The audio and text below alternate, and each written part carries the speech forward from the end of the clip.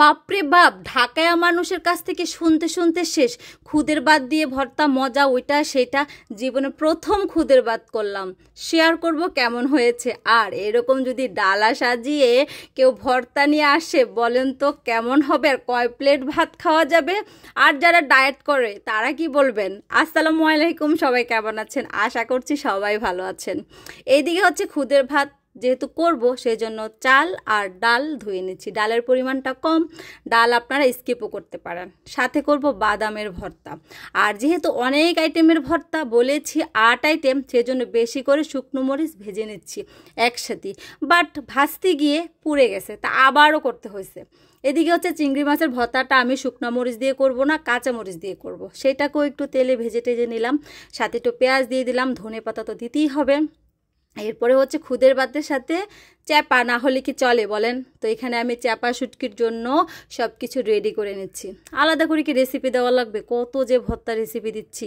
কাঁঠালের বিচির ভর্তা, বাদামের ভর্তা, নারিকেলের ভর্তা, শুটকির ভর্তা, চিংড়ির ভর্তা, আর যেন কি ডিমের ভর্তা, আলুর ভর্তা। তো যাই হোক, আমি কিন্তু কখনোই করি নাই, এই ফার্স্ট টাইম করতেছি। তো প্রথমে আমি পেঁয়াজ দিয়েছি, আর দিয়ে দিলাম কয়েকটা শুকনো মরিচ আর একটা তেজপাতা। তেজপাতাটা ইচ্ছে করলে দিবেন, না ইচ্ছে করলে নাই। যেহেতু আমি প্রথম করতেছি, একটু ঢং টং তো করতেই হয়, যেন খুব সুন্দর আর পারফেক্ট হয়। আর অনেকটা সময় ধরে ভেজেছিলাম, আর যতক্ষণ না পর্যন্ত সুন্দর একটা ফ্লেভার আসছে ততক্ষণ পর্যন্ত। অনেকটা হচ্ছে পোলাওয়ের মতোই। তো যাই হোক, দেখতেই পাচ্ছেন পানিও দিয়েছিলাম একটু বেশি করেই, তো দিতে হবে। তবে মানে আমি ভাবতেও পারি নাই গ্রেভিটা আর চাল সিদ্ধ হওয়াটা এতটা পারফেক্ট হয়েছিল। তো এইদিকে হচ্ছে আমার আম্মু তখন ছিল, যেহেতু ভর্তার আইটেম বেশি, তা আমার আম্মু হচ্ছে এখানে নারিকেলের ভর্তাটা বানিয়ে নিল। আর নারিকেলের ভর্তা, কাঁঠালের বিচির ভর্তা আর বাদামের ভর্তা, এই তিনটা আমার মা করছে। আর এইদিকে হচ্ছে আমি রান্নাটা বসিয়ে দিয়েছি।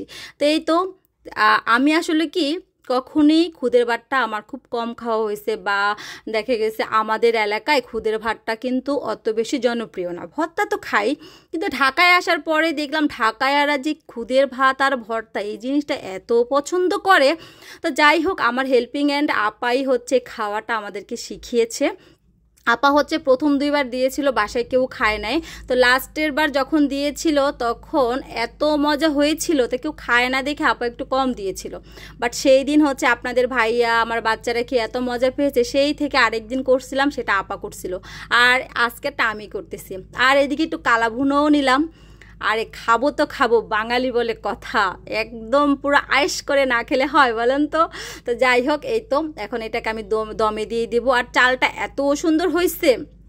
এইদিকে আপনাদের সাথে গল্প করতে করতে আমার মায়ের কিন্তু বাদামের ভর্তাও করা শেষ। এখন আম্মু হচ্ছে কাঁঠালের বিচির ভর্তা করতেছে।